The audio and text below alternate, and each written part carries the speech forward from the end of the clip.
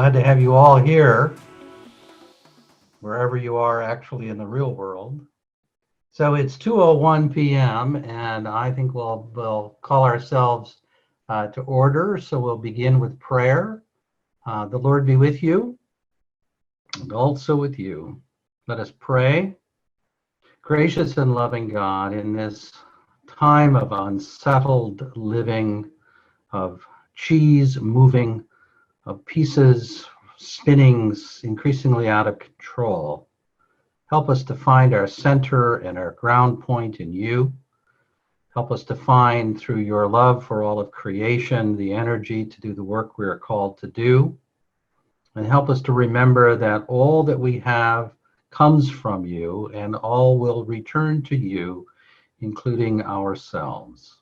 All this we ask in the name of your Son, our Lord and Savior, Jesus Christ. Amen. Well, thank you, everybody. We're delighted that you're here on this webinar. This is the second of a series of webinars being put on by the diocesan staff to help all of you with the work that you're called to do. I'm grateful to Matt Koski, who is here behind the scenes, managing some of the technical aspects. We're going to do the Q&A, so you might want to activate that and post your questions there. You're welcome to do that at any time during this presentation. And then we'll take a break from my prepared remarks to answer your questions. And then at toward the end of this presentation, which is scheduled to close at 4 o'clock, we'll have a little quiz, which you can take on your own. It won't be graded by me. It's really for your own benefit. For those of you who are clever, you might be interested in the fact that the virtual background behind me is actually reversed. You could never take a photograph of the Great Wheel with the Space Needle in that relationship. So if you're puzzled by that, it's because in posting it on my computer, it somehow flipped itself. So pictures are not always true, as you know. So welcome to It's About Your Buildings. This webinar is going to focus on 4 topics, and each one of them which has a number. So you might want to write down somewhere on a piece of paper the following 4 numbers: 2, the number 5, 10, and the number 3. And that's not a Fibonacci sequence or any sort of mysterious code. It's just an easy way to remember the 4 topics that I want to cover with you today. So the number 2, 2 controlling metaphors, 2 controlling concepts that are important to remember about buildings. So we begin with the understanding that church buildings, have been for thousands of years, and we hope will continue to be, third places in the world. I don't know if you're familiar with that concept of a third place, but the first place is home, if you have one. The second place is work, if you have work. And the third are those buildings and institutions and organizations that are not home and they're not work. They're often voluntary associations. They're all kinds of groups and organizations to which we belong, but they are physical places as well where people from different backgrounds, different families can come and create community. So church buildings are third places in the world. And we hope that even in the face of this pandemic, even in the face of living more and more in a virtual world, there still will be opportunities, but also still great value in having a third place where activities can take place, where people can grow and transform and communicate and be with one another safely. And we hope those days will return quickly. So churches are third places in the world. Church buildings are third places in the world. And the second part of the second thing I want you to remember is a line from Arthur Miller's play, The Death of a Salesman, in which Willie Loman's wife says to her lunkhead boys, attention must be paid. Attention must be paid. Neglect, benign or active, is a mortal sin. And as Episcopalians, we don't have very many mortal sins. But I'd argue that neglect of the things that we have been given, the things for which we are stewards, is a mortal sin. So all congregations need to pay attention to their buildings. Another way to look at it, if you don't like references to plays that maybe you don't know, is a line that I invented from the event description, which is that buildings are like pets. Buildings are like domesticated pets. They're not very good at being on their own. They need caring human beings in their lives to be functioning and helpful. So those are the two sort of general concepts. We're going to talk thinking about buildings as third places that have an important role to play in our community life. And secondly, that you need to pay attention to your buildings. They won't speak to you on their own. They're like pets who need to be fed and watered and taken to the veterinarian and looked after. And if you don't, the consequences are serious. So that's number two. Our second, the 5 points I want to make, and these are pretty straightforward and not particularly insightful, but I think they need to be said. One is, apropos of my comment about attention must be paid, there needs to be one or more people in your congregation who take the lead on paying attention to the building. And that means, first of all, knowing about your building. You need to get to know your building. We think we know our buildings, but we don't. And I can tell you in my work as property manager, the story behind the building is always more interesting than the building itself. But every building has a story. There's a biography to your building. So, when was it built? When was it last painted? When was the roof repaired? When was the furnace filter changed? There are lots of things to know about buildings, and they are complex objects in the world. And one of the ways you need to learn about your building is to go look at every part of it. Walk the building on a regular basis. And when you do, take some sort of note-taking device, particularly a cell phone, because then you can take photographs of things that you see, as well as record notes, and make notes about the state of the building and its systems. Because buildings left alone begin to decay, and they never fix themselves. I can assure you that no building I have ever seen or known has repaired itself. Human beings can do that. Buildings cannot. They require somebody to intervene and to take care of the problems that are noticed. I'll have some specific suggestions about that, about how you pay attention to a building and some ways to do that.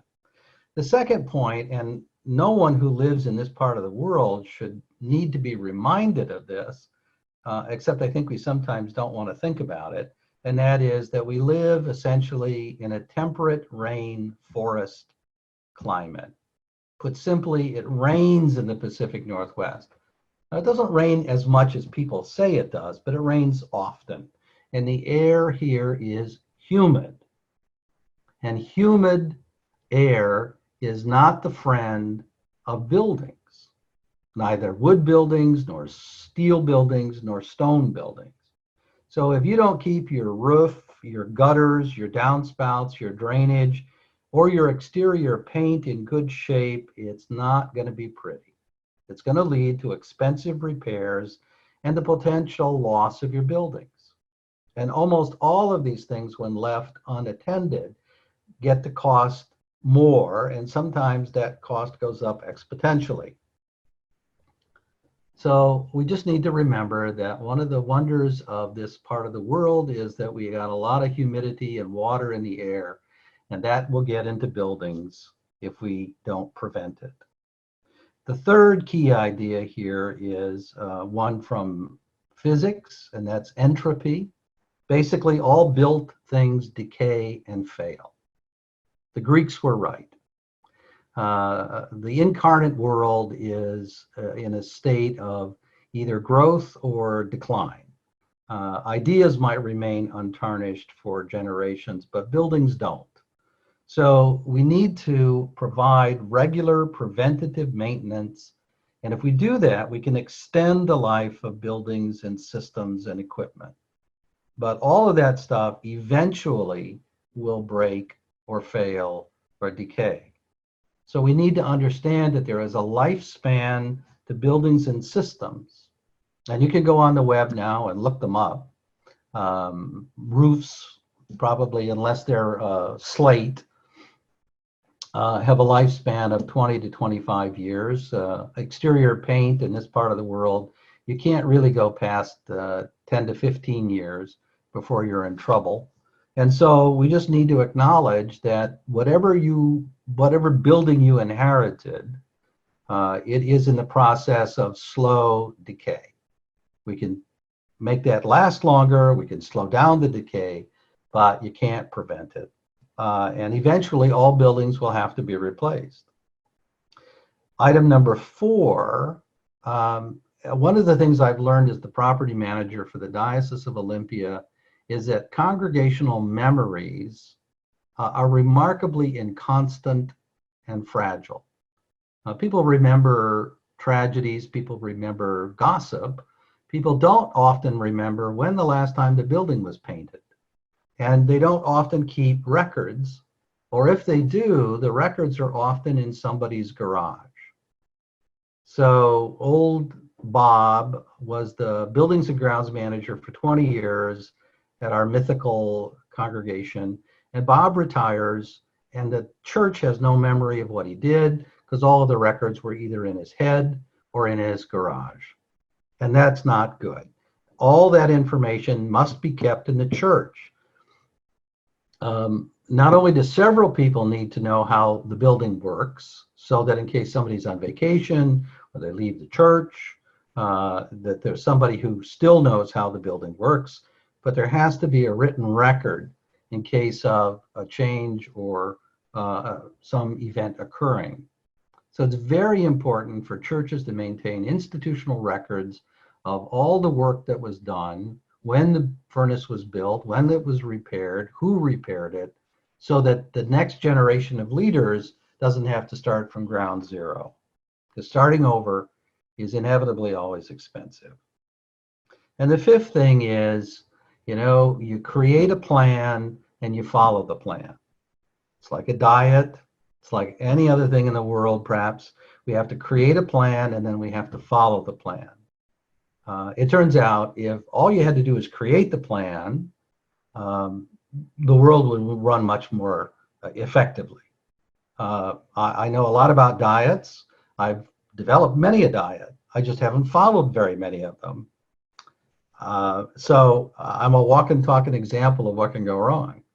So when you follow the plan, then you set up regular and ongoing maintenance. We call that ROM, not as in a rom-com. That's a movie. ROM in this sense is regular and ongoing maintenance. And so then you do what it asks you to do. Some things require annual maintenance. Some things require seasonal maintenance. Some things require monthly maintenance. Some things may require weekly maintenance. And some nowadays, in this pandemic, we're going to be requiring them hourly, if not certainly daily maintenance. So you need to then figure out, and there are a lot of applications now available on computers that will help you with this, to remind somebody that X needs to happen on such and such a date. And it's important then to work on that and then to help people continue to do that. So I'm going to stop here for a minute and see if we have any questions. I don't have any open questions. Somebody ought to invent one just to make me feel better. All right. This is not going to take 2 hours then if nobody has any questions. So that was 5. So we've done 2. Now we've done 5. And now we go to the fun one for me, and that is the top 10 ways to assure yourself of a failing building. Because you may not like your building. You may want it to collapse and fall down. And I've got 10 ways based on the work I've done as property manager to help you accelerate that if you want to. I'm being sarcastic, by the way. And this grows out of a project that the board of directors recently completed, in which every mission congregation, virtually every mission congregation, had a professional building inspection done. And I have read them, not in great detail in every case, but I have skimmed them all. And from that and my experiences having served as your property manager since 2016, I've got 10 ways that you can almost guarantee yourself you'll have a failing building. But we have our first question, and here it is. I would like to know what other parishes do about homeless people sleeping on the property. I'm going to answer this one live, and the answer is it varies. In some congregations, they have negotiated an informal acceptance of homeless people sleeping on the property. And often that works, I think. It's dangerous. You have liability issues, and that's always daunting when you want to be kindly toward those who are unhoused. But I do know of some congregations that tolerate the homeless occasionally camping out. We've had some congregations that have had car campers in their parking lots, but often that doesn't work well. So you need to post no trespassing signs on your property. You need to work with your local police department to discuss when they will come and under what circumstances they will come.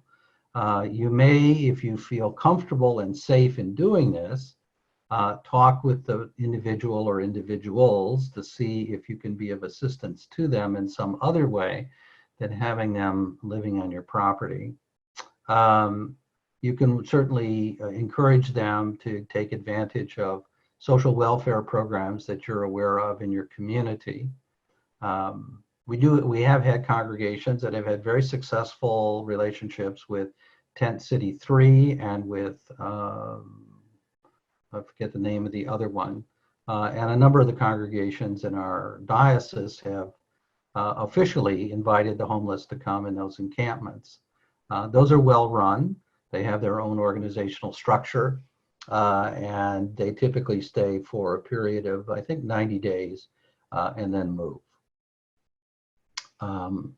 If you have somebody who is maybe perceived as dangerous, and sometimes the people who are unhoused also have other psychological challenges.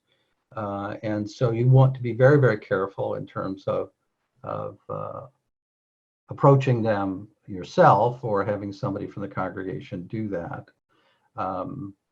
We've just had a recent incident at the diocesan headquarters where we've had an unhoused person who was camping out on our backyard. And we've invited that person to leave because it's not safe for them to be there. And there was concern that they were setting off fireworks, which would be very unpleasant and unhelpful. So we really want to try to help people get the kind of assistance they really need. But I think each of these circumstances is deeply contextual, and you may want to work with your leadership and your vestry or bishop's committee to talk about what would be your response. I can tell you that if somebody breaks into your building, whether they're homeless or vandals or people looking to steal things to sell or whatever the reason is, it can be extremely upsetting and very expensive. St. Matthew's San Mateo had vandals break into their parish hall. They set off all the fire extinguishers, and the insurance bill for repair and cleanup is going to be over $100,000. And a great deal of distress and upset for the congregation.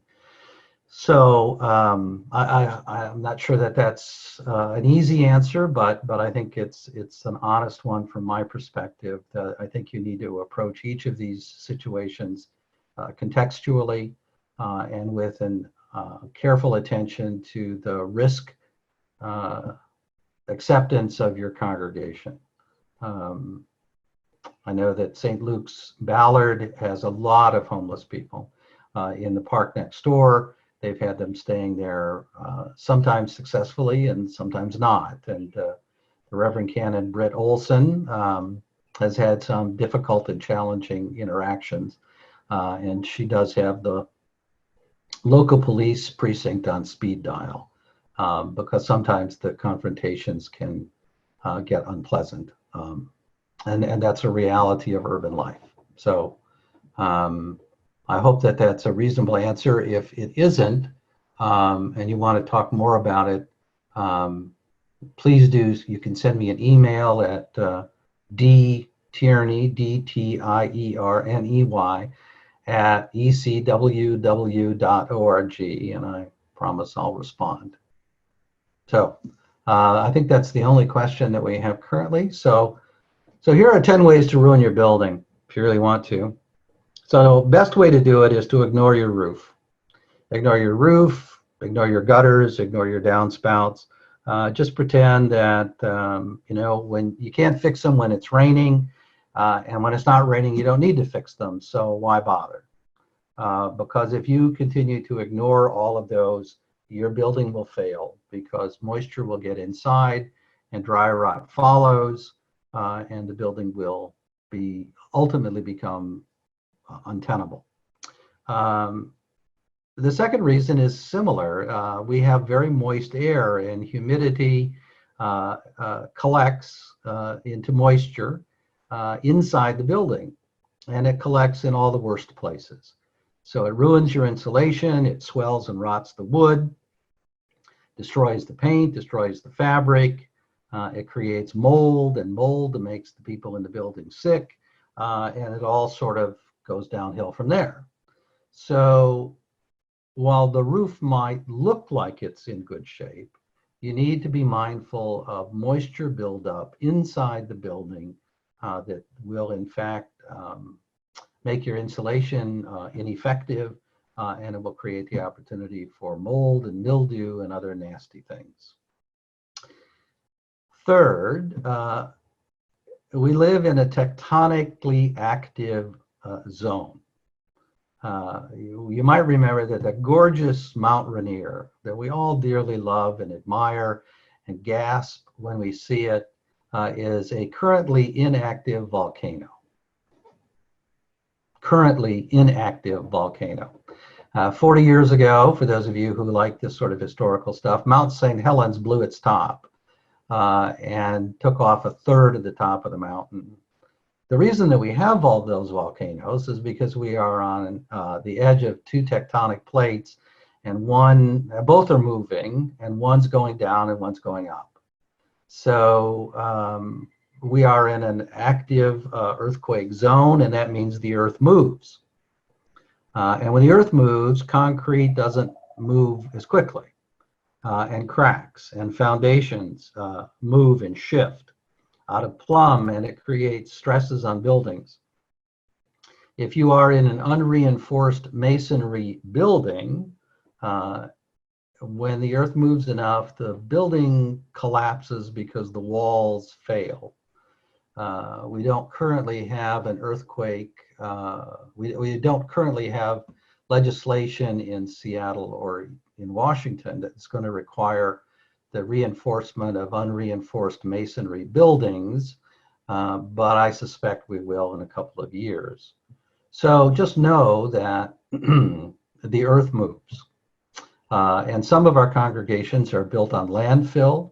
Some of them are built on watersheds where the earth itself can liquefy and turn into something like slurry or jello in an earthquake. And so we need to be mindful that things like windows will break. If you have natural gas for the heat in your building, gas lines will break. And for those of you who have read about the San Francisco earthquake, the greatest amount of damage was done by the fire that followed, caused by buildings falling apart. So be mindful that you may need to do some reinforcement work and or pay attention to what could go wrong if you have an earthquake.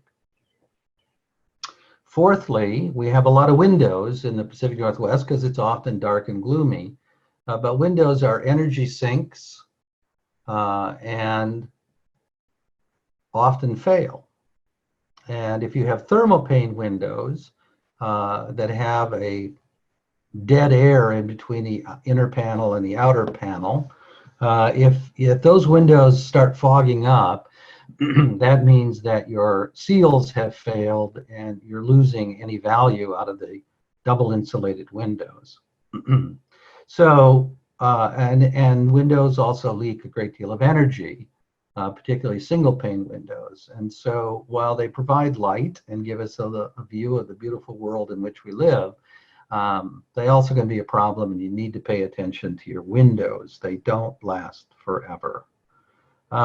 Fifth, one of the byproducts of living in a humid, temperate rainforest is that we grow moss amazingly.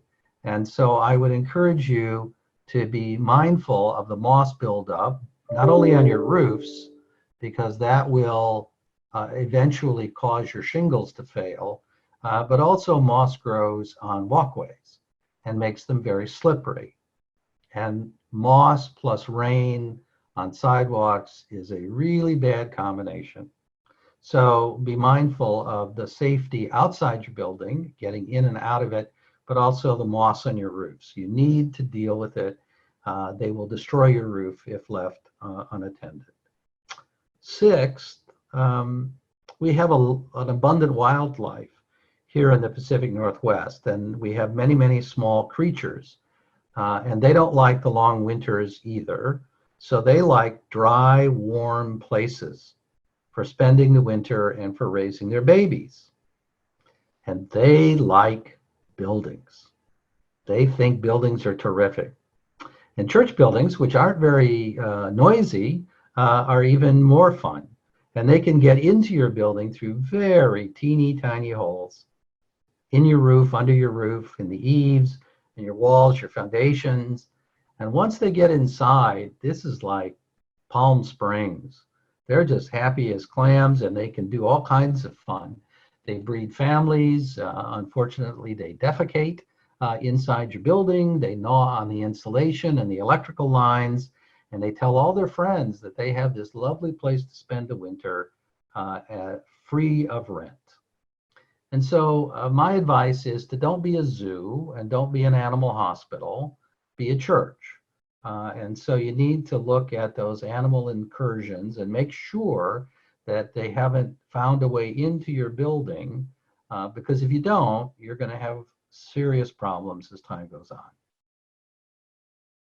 Did I mention that it rains in the Pacific Northwest? I think I did.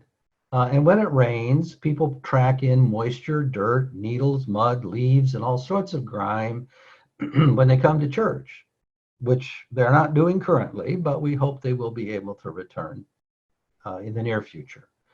So unless you expect that people take their shoes off before they come into the building, which is a tradition in some homes in the Pacific Northwest, you're going to have to think about how to take care of the damage to your carpeting and your flooring. So that's a safety issue. You don't want to have slip and fall hazards in your church, but it's also that if you don't maintain your carpet and clean it periodically, it's going to fail. So that's another way to just simply overlook your floor maintenance, and the annual carpet cleaning and sealing of your floors and just let them sort of deteriorate au naturel. Eighth, it turns out one of the products that we grow very well here in the Pacific Northwest are trees. And in fact, the earliest fortunes in the Pacific Northwest were made from lumber and lumbering. And so trees mean needle drops and leaves falling and limbs falling and windstorms and root intrusions under sidewalks, driveways, and foundations. And we often plant trees too close to our buildings because we want them to be attractive. But the thing about trees is that they grow. And when they grow, they add roots and they grow branches. And then they get old and die and they fall. And if they fall on your building, it's not very much fun. So you may want to take a look at the number of trees and how close they are to your building and whether or not the trees are a hazard. When I was the rector of St. Barnabas Episcopal Church on Bainbridge Island, I was delighted and shocked to see a photograph of the dedication of the church in 1947. There are no trees on the property. It was clear cut at the time that they, well, before they built the church. And so they built the church on basically a completely open site. And 60 years later, the trees are over 100 feet tall. They're Doug firs. And one of them had a split trunk. And split trunk trees are inherently unstable.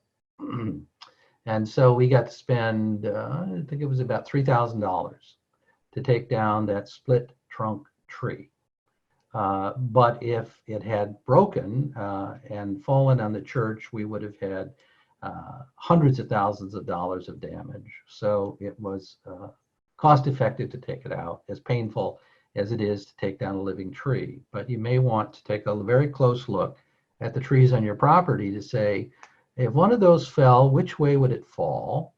And how much damage would it do? And finally, as a kind of a general rule of thumb, if you take good care of your tools, they will take good care of you. And that's about regular maintenance for everything. All of your church systems, your lights, both interior and exterior, the heating and cooling system, your plumbing, and any irrigation system that you may have, they all need to be monitored and looked after. And it's easier to do preventative repairs than it is to do emergency repairs. And one of the things I believe very carefully, very seriously, by the way, is that the things will fail at the worst possible moment. The furnace will not fail in August. The furnace will fail just before your Christmas pageant, or on the bitterest and coldest weekend in January is when weak systems finally give up the ghost, and you can't get a repair person out. I remember vividly just an hour before a very important funeral in the life of the people of St. Barnabas, I walked into the church to get things ready, and there was hot water bubbling up from our hot water system that heats the church an hour before the funeral. So we had to go to emergency mode, and it was not fun. And I don't advise anybody to wait until the crisis occurs before you try to get the assistance you need. So just as you schedule regular dental appointments and medical appointments and you engage in dental hygiene, think about doing building hygiene. And lastly, I'm a great believer in prayer. I'm a professional prayer. And I think those are key elements to a healthy spiritual life, but they're insufficient for a building maintenance program. I think you need to, in fact, engage in action. Prayer goes along with it, and you need to pray right along with the other work you do. But I think it's really important that if you don't have a plan in place, that you get one in place, and then you follow it faithfully. And you can remember the Fram oil filter ad from my youth, in which the guy says, you can pay me now or you can pay me later. And paying now is always cheaper than paying later. So those are the 10 ways you can have yourself a failed building. And we have a third question. Oh, yes. We have a rat problem in our Episcopal church. We've eliminated the attraction of food, but we feel are getting in from foundation and possibly other places. Our vendor permitreat has not been helpful. Do you have any suggestions for moving forward? Yeah, get yourself a different vendor. They're getting in someplace, and they can, mice and rats can get in the most incredibly tiny places. So you need to have a building, a pest removal service come out and give you a thorough examination of all of the potential openings to your building, and they can be remarkably small. So most buildings have ventilation vents cut in the sides to help equalize temperature and moisture. And if any of those vents have rusted or the screens on them have been chewed through, then the mice it's like a freeway for mice. If you have cracks in the foundation wall, even if they're not cracks that are materially problematic, if the mice can get in, they will. So I'd say thank and excuse permitreat and go find yourself somebody who will give you a more careful investigation. And then you may have to go to a system for a period of time of putting up traps. I'll leave it to you what they bait the traps with. Some people are comfortable with things that end the lives of the mice, and other people are not. And I don't take any position on that one. But you do need to control it, because mice left on their own will create a health hazard.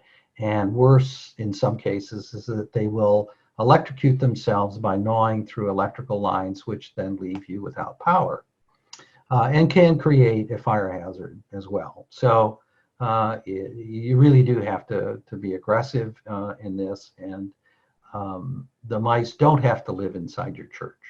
They would like to do that because it's very nice, but they were intended to live in nature, and I think that they should be encouraged to do that. Let's see, we got all the questions. So we answered that one. So Matt, I think we're ready for the quiz. So this is a little quiz for you all to take on your own. So you think you know buildings. You can do this if you're in a group, or you can do it as an individual. And these are really just sort of questions designed to assist you in thinking about what comes after this little webinar. Yeah, so we have a question about asking, could the quiz be sent out in a PDF format? And the answer is, of course. I'll be happy to do that. So Matt will send out the quiz in a PDF format.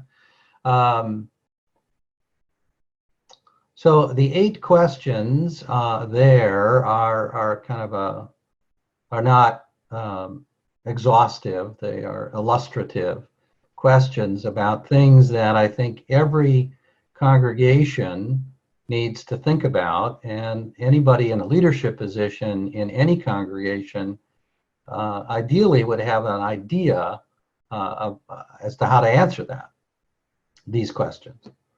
And just so I don't sound like I'm a know-it-all, one of the things that, even though I am a know-it-all, one of the things that we learned is that we have been trying to build our knowledge base on Diocesan House, which has been in the possession of the diocese since I think 1947 or 48, but the house was built in 1904.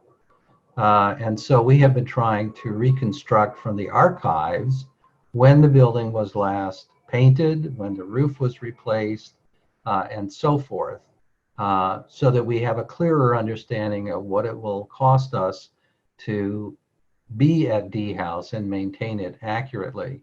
And we've learned a number of things. The history of the house is rich and very complicated.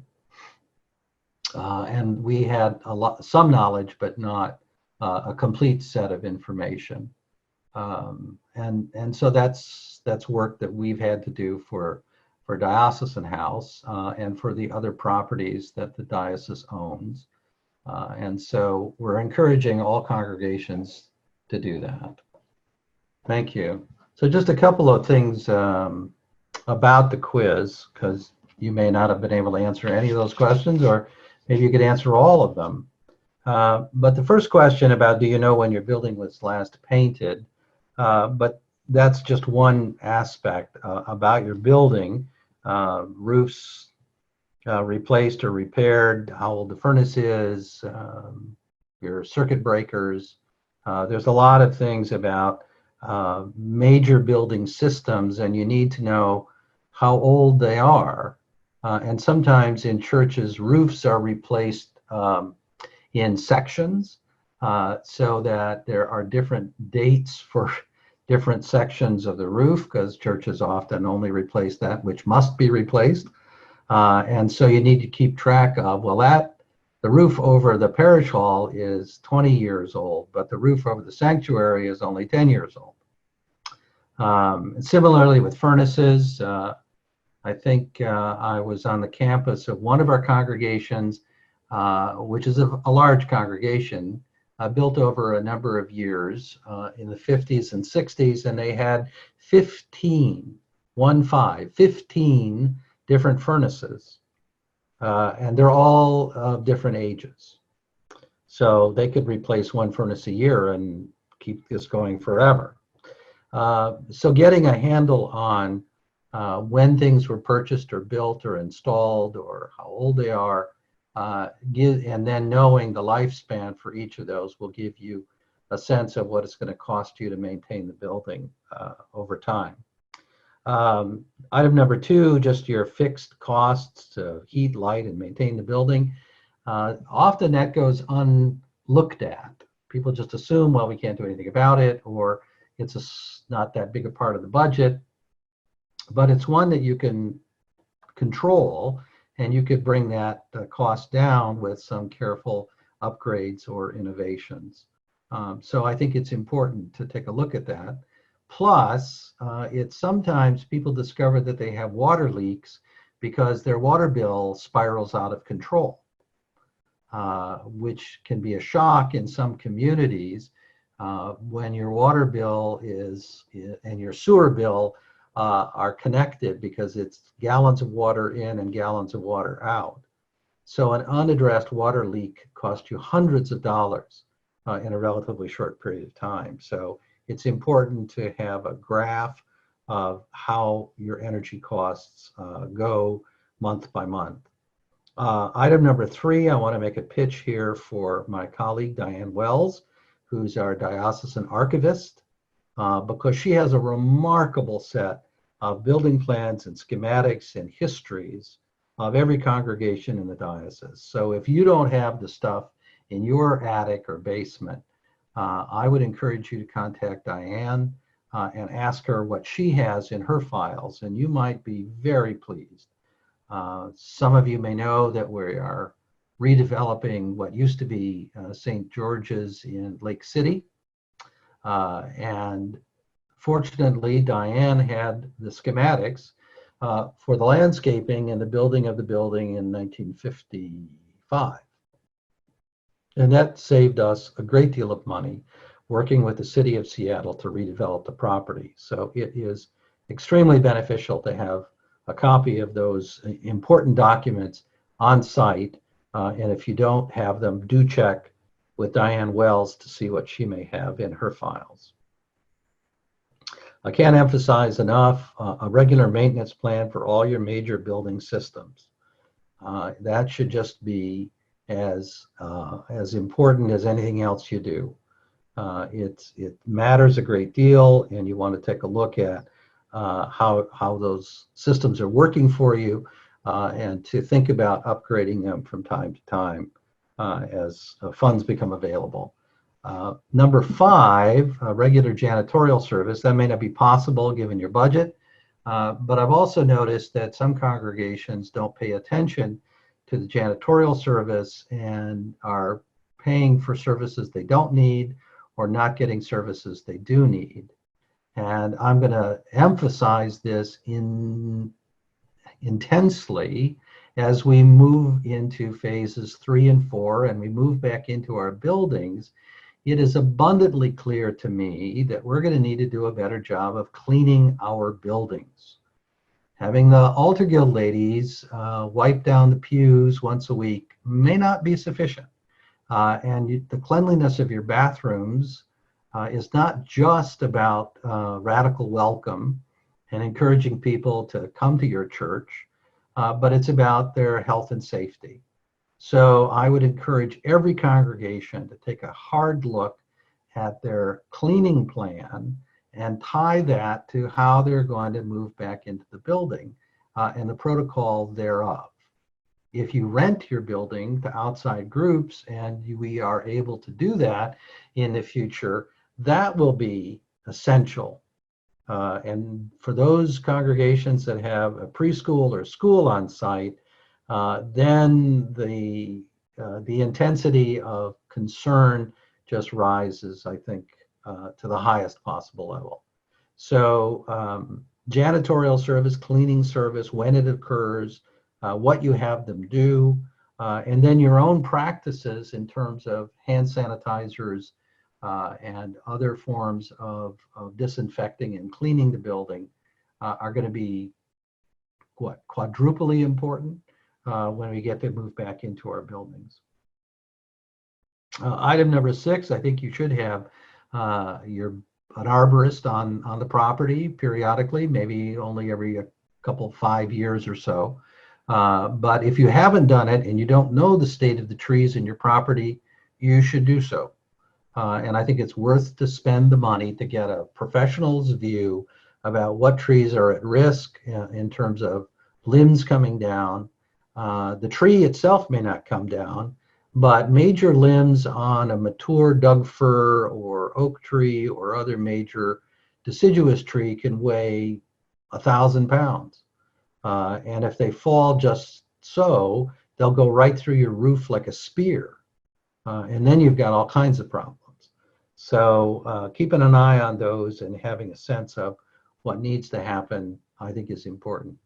A regular pest control program, I'll just reiterate, out of the 3 questions we've had, one of them was about pest control, and I see we have additional questions, so let me check those.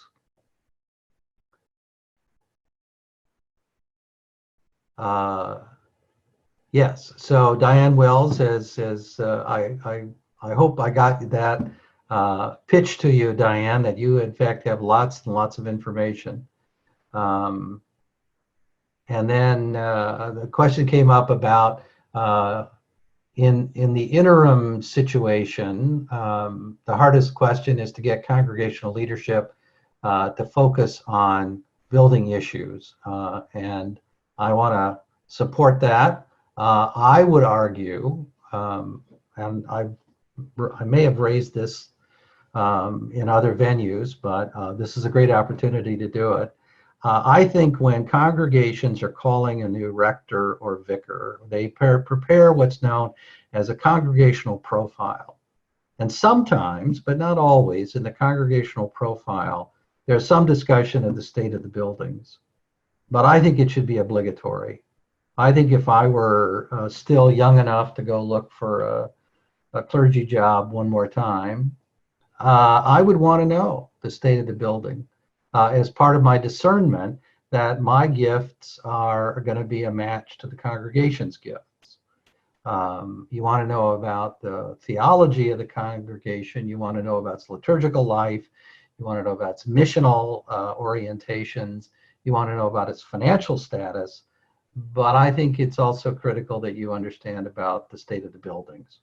One of the most wonderful things that ever happened to me when I was called to be the rector of St. Barnabas Episcopal Church on Bainbridge Island is that the vestry, in fact, had done a professional building inspection prior to in their call process. And that 22-page document was our blueprint for the facilities work that we felt we needed to do to bring the congregation back up to speed. And I found that enormously helpful, and I was very, very grateful to a wise and thoughtful vestry who presented that with me, to me, and then we worked on it for the next 5 years. Thanks to the board of directors and their access to diocesan investment funds, they've put that to work, and every mission congregation in the Diocese of Olympia has a professional building inspection report, which should be the basis for their repair plans and their regular and ongoing maintenance plans. And many, many, many of them, in fact, almost all of them now, have started that activity. And the diocese has a better understanding of the state of the mission buildings, but the missions have a clear plan forward to take care of any longstanding or deferred maintenance issues. Happily, I can tell you that they were not as expensive as the board thought it was going to be. We have a couple of congregations that are going to need new roofs, and those are almost all in the $25,000 to $30,000 range. A couple of congregations need new furnaces and new double-paned windows, but many of the congregations were literally in better shape than we thought they might have been. But it's important to take that data and use it. And so if you're a parish and you don't have a professional building inspection that's been done in the last 5 years, I would say you might want to think seriously about doing that. So let's see, have we got any other questions floating around? I don't see any. So nobody in the chat room. Okay, so, well then, here's the last number for you. The number's 3, because we're a Trinitarian faith and you always like to end in something with a 3. So here are 3 things to do about your buildings after this webinar. And not surprisingly, if you haven't had a professional building inspection done in the last 3 to 5 years, or if nobody can remember when you've had a professional building inspection done, you should schedule one. Depending upon who you talk to, it can cost you somewhere between $500 was the lowest fees that we had for some of our rural and smaller congregations. Sometimes in urban areas that can go as much as $1,000. But I think it's worth every penny of it to get an independent evaluation by a professional who is not going to try to sell you something at the end of their investigation. The nice thing about a professional building inspector is that they get paid to do the inspection. They're not angling for a contract to change or solve the problem. So, and a good professional building inspector doesn't like anything. They are the nitpickiest people on the planet Earth, and that's what you want. You want somebody to look for any possible problem and to tell you about it, and then you can decide what are the priority issues and what you need to work on the most. But they can sometimes tell you things that you would never guess yourself. And one of the things that we learned in the St. Barnabas building inspection of 2007 was that our circuit breakers were inaccurate and not going to break if there was a power surge, which meant that they would have had a wall fire, which would have burned down the parish hall. The other thing that the building inspector discovered is that the fire brick at the back of the fireplace in the parish hall had failed over time. The mortar had failed. And had we had one fire too many in the fire box, we could have set the entire building on fire through an aperture in the back of the fire pit, which you couldn't see because it was obscured. And we only found out about it because of the professional building inspection, which we were able to easily fix, but we wouldn't have known it just by walking around. So I want to encourage you to think about a professional building inspection and then use that as the ground level, the basis for the next 5 years or so of repairs. The second thing I think you should do is to make sure that you have a group of knowledgeable people in the congregation, and then to do a walkthrough of every room, every nook, every cranny of your buildings, and any outbuildings, and note the issues that you see. It won't be the replacement for a professional building inspection, but I want you to put yourself in the mindset of somebody who's never seen this building before. And what does it look like? How does it feel? What does it smell like? Is it attractive? Are there things that you don't see because you've been worshiping in this congregation for 20 years? And like most people, the longer you look at something, the less you see of it. So walk the grounds, walk the parking lot, take photographs, take videos for people who aren't going to walk with you. And then ask yourselves, what would make our buildings, our third place, more attractive to people, more welcoming, more entertaining, and safer? So when you do that, then with that and the professional building inspection, you can begin and create a multi-year plan for addressing the deficiencies that you've noted, removing the safety issues or concerns, improving the aesthetics, improving the energy efficiency, improving the effectiveness of everything in the building. And then you can figure out, what do we need to do about the building daily, weekly, monthly, seasonally, and yearly. And then you can, in fact, track how you're doing and report back to the leadership and to the entire congregation as to what you're doing. And I think the underlying approach here is continuous improvement. Oftentimes churches rouse themselves from slumber because the roof falls in, and they rush out and they raise a boatload of money, and the people who are worshiping at the congregation at the time get to bear the 100% of the cost of the new roof, and then they don't do anything for another 20 years, and a decade of people who worship there don't pay anything except for the operating expenses, and then the crisis starts all over again. And that's silly, and it's enervating, it is not missionally oriented, and it's not very smart. We would be far better off and save money for mission if we in fact engaged in regular and ongoing maintenance and held ourselves accountable to do it. And the third issue, and really this takes us back to mission, which is what this is all about in the first place, is being part of the Jesus movement, living into our baptismal covenant, and all of the stuff is simply a tool to get us where we believe we as a people of God need to go. And that's asking the Goldilocks question. You remember the story of Goldilocks and the three bears, right? And there were three options. One was too hot, one was too cold, one was just right.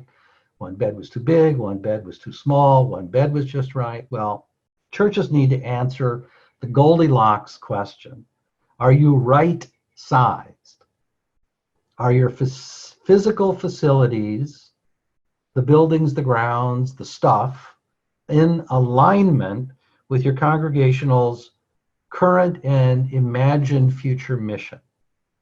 You may have too much building, and we all know congregations that have floor space they don't know what to do with because they built the education wing in the 1950s when everybody had 3.5 kids, and now they don't. Other places don't have enough building. They've outgrown their building, but what to do about that? So, or the building is wrongly configured, wrongly allocated for the current mission of the congregation. So that's a facilities question, but it's really a mission question. What is this building intended to be and do? What do we want to use it for? I live on Bainbridge Island, the privileged bubble of Bainbridge Island, and I am amused by people who have purchased Land Rovers and other exotic off-road vehicles that are designed to cross the Sahara Desert, and they use it to drive to our local grocery store and home. That's an affectation of people, and they've got the money to do it. I suppose it's okay, although I think it's odd. But for churches, we really want to be right-sized and to advanced mission. Another way to put it is a fundamental question I think every congregation needs to ask itself, and to do so periodically, is, do we own the building, or does the building own you? Do you own your building, or does your building own you? Maybe put differently is, are you worshiping your building? Because you should be worshiping God in the life and ministry of Jesus Christ. But we can fall in love with buildings, and then we begin to worship the wrong thing. So it's important to ask, do you own the building, or does the building own you? And if you don't like the answer, then I think the congregation needs to take some time and energy to figure out how to get physical facilities to align with mission, and so that you have a right-sized building to do the work that you as a congregation feel you're called to do. So it's we're way early. Clearly, I didn't plan accurately. We allowed 2 hours for this, but I won't tell anybody that we ended early if you won't tell anybody. But are there any final questions, either on chat or on the Q&A feature? I had 6 questions. I think I've answered them all. What to do about the homeless, sleeping on the property, the rat problem in your Episcopal church, the problem of congregations in interim situations in which they are often focused on other issues, but I would say that they need to think also about facilities. Our wonderful Diocesan Archivist, Diane Wells, who is an absolute treasure and has saved thousands upon thousands of dollars that I know about by putting her hands on critically important documents. And then, of course, all the mission congregations have professional building inspections that I know they're working on and will continue to do so.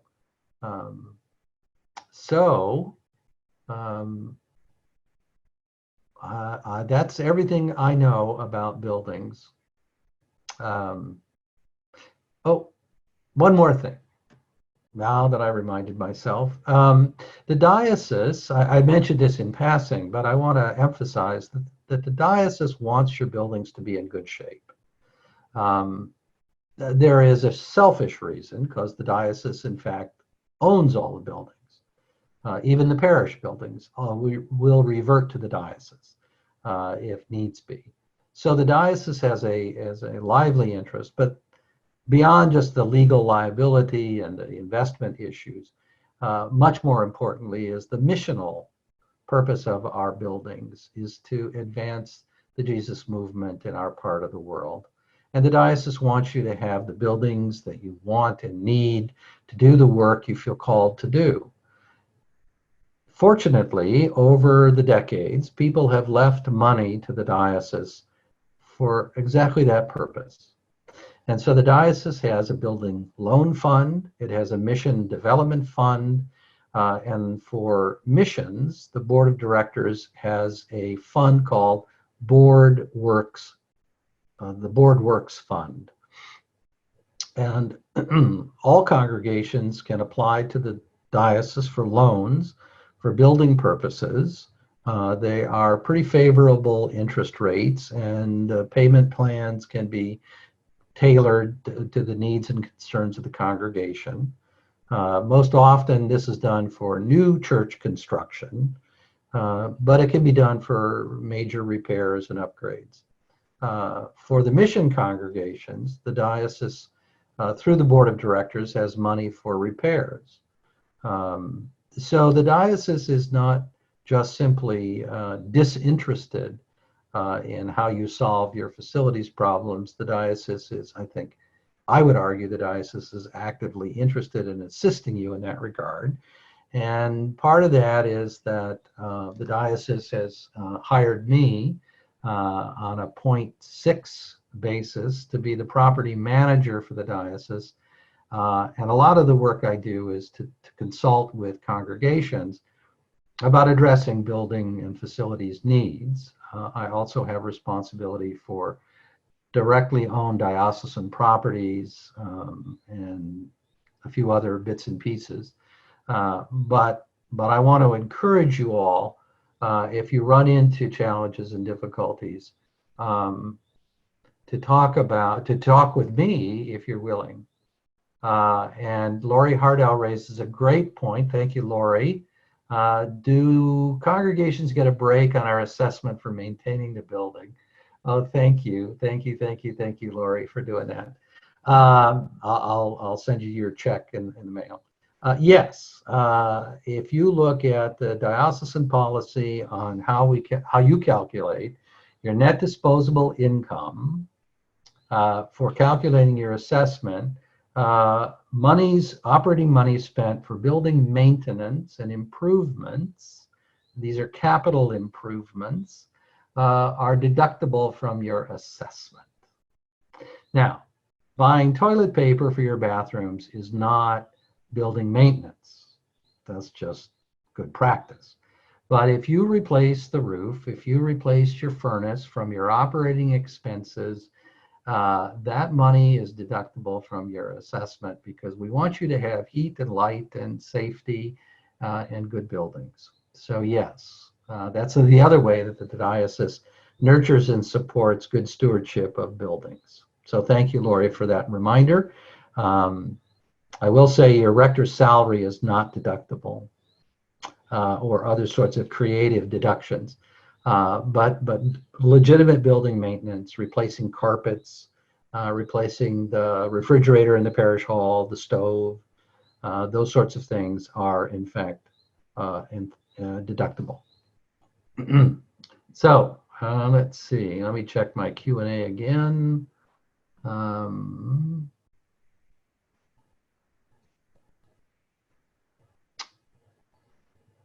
Okay. I think that pretty well exhausts all the things I had to say to you. We've done two concepts, the third place concept and the attention must be paid concept. We did the 5 key ideas. Pay attention, it rains in the Pacific Northwest, and you need to think about that. Entropy is real. Please keep records and keep them at the church where others can have access to them. And create a plan and follow it faithfully. We talked about the 10 ways to ruin your building if you're so inclined to do that. I won't review those. We had that little quiz that you're welcome to raise with your congregational leadership. And somebody there should be able to answer all of them. And then the top 3 things to do. So that concludes my comments and the formal part of this presentation. I've had a lot of fun. I hope it hasn't been too intensely boring for all of you. It beats trying to make sourdough bread, in my view, which I failed at doing, or any of the other things that we are occupying our time with in this pandemic. And one last admonition, plea, prayer. If you haven't been in your building recently because it's been closed, your building is deteriorating. Buildings need to be paid attention to. And so I hope even in this pandemic, and maybe actually especially in this pandemic, that somebody in your congregation is going to your building on a regular basis, if only to make sure that it hasn't been broken into, that you don't have a water leak, you don't have a running toilet, you don't have some unaddressed problem that occurred and nobody noticed because nobody's been in the building, and that you just simply walk the building to make sure everything is reasonably good shape. And because the building is not in use, this would be a wonderful time to do some maintenance that is not easily done when the building's occupied. So that could be replacing furnaces, it could be deep cleaning the carpets, it could be disinfecting the inside of the building in preparation for your return. It could be painting, it could be any one of a number of things. So take advantage of this time away, but don't forget your building. You need to feed your building, you need to pet your building, you need to pay attention to your building, and if you do, it will take good care of you. So thank you all. It's been great fun. Send me an email, shoot me an email if you have other questions that come up offline. Take care, everybody.